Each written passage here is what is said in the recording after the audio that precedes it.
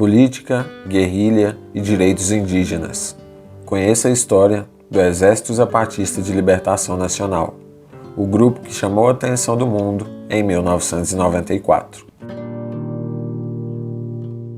Você está no canal Suíte Presidencial, meu nome é Fabiano, sejam muito bem-vindos. E no vídeo de hoje eu contarei a história do grupo EZLN, Exército Zapatista de Libertação Nacional, um grupo rebelde que surgiu no México em meados do século XX. Lembrando que esse vídeo faz parte da nova playlist do canal, Grupos Rebeldes. Então já deixe seu like, se não é inscrito, se inscreva e deixe nos comentários a sua opinião sobre o vídeo. Antes de se falar sobre a EZLN, é preciso primeiro compreender brevemente a situação política no México e o seu maior partido político, o PRI, Partido Revolucionário Institucional.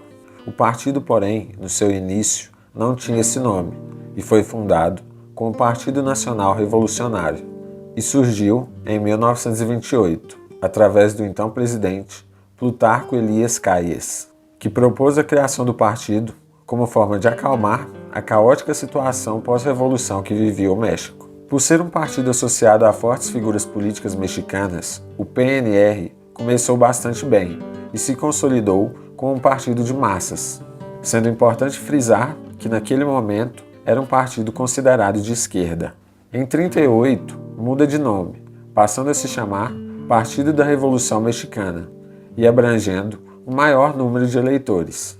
E enfim, em 1946, passa a se chamar Partido Revolucionário Institucional, mais conhecido como PRI. A partir daí, sua consolidação no cenário político mexicano é quase que total, e o partido governa o México por mais de 70 anos. Por ser o partido dominante por várias décadas, o PRI, em determinado momento, praticamente não tinha rivais.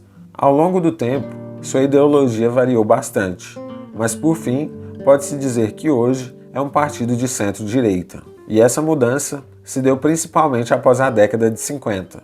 A dominância do partido era tanta que seu candidato em qualquer eleição quase que com certeza estaria eleito. Tal fato fez com que muitos acusassem o partido de corrupção e autoritarismo. A partir do final da década de 60, a insatisfação de outros atores políticos e candidatos de oposição era cada vez mais evidente.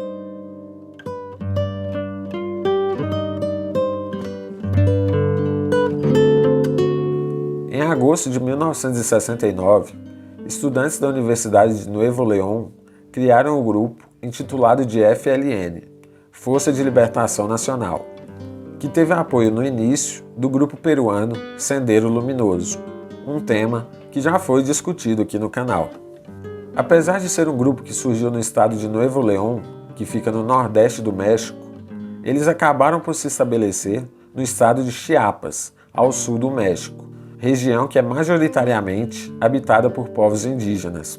Porém, o grupo não durou muito, já que acabou por ser denunciado por um de seus membros ao exército mexicano, que em 74 invadiu o local prendendo vários membros do FLN e outros vindo a falecer em combate.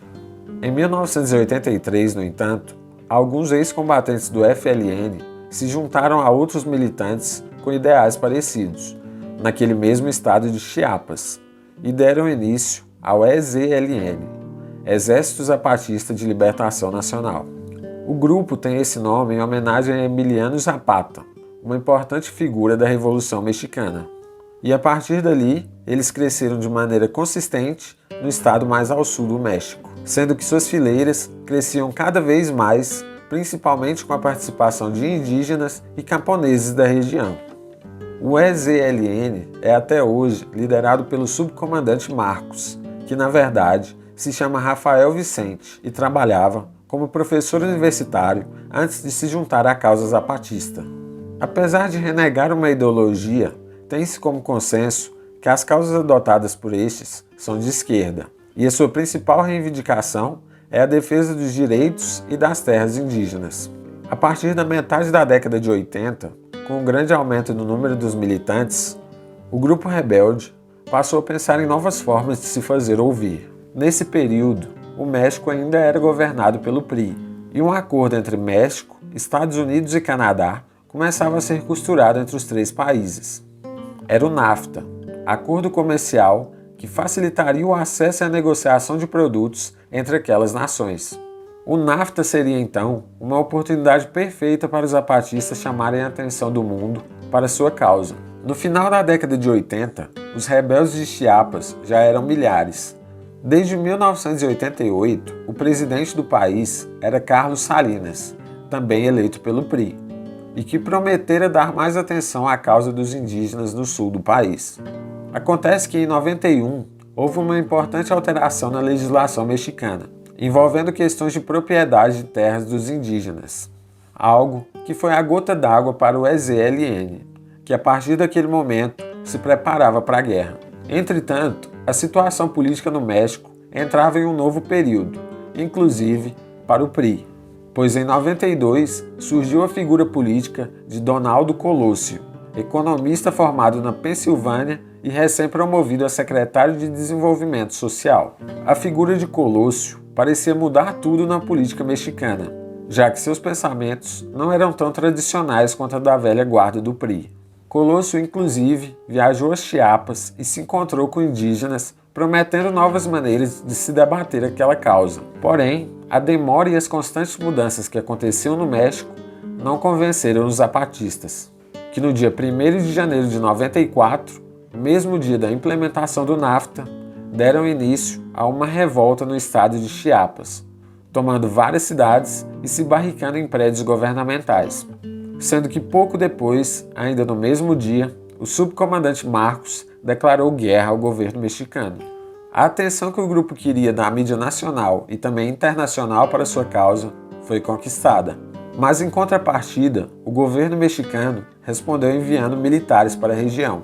Com a chegada destes a Chiapas, os guerrilheiros do EZLN se embrenharam em uma região chamada Selva Lacandona. Os conflitos se estenderam por mais de uma semana e houveram protestos contra a ação do governo na cidade do México. Salinas propôs então um cessar-fogo, que não deu certo em um primeiro momento, sendo somente estabelecido de fato em 96. De lá para cá, as atuações do EZLN deixaram de ser essencialmente paramilitares e passaram a ser mais culturais.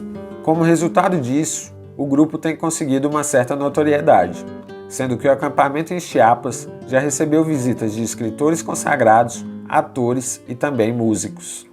Apesar de não ter havido grandes conflitos como ocorreram em 94, o governo mexicano ainda mantém o grupo em seu radar. A dica cultural desse vídeo é a série 1994, que está disponível na Netflix, e ela mostra muito bem esse contexto entre grupo rebelde e a política no México. E se você gostou desse vídeo, não se esqueça de deixar seu like e deixar nos comentários aqui abaixo a sua opinião ou sugestão.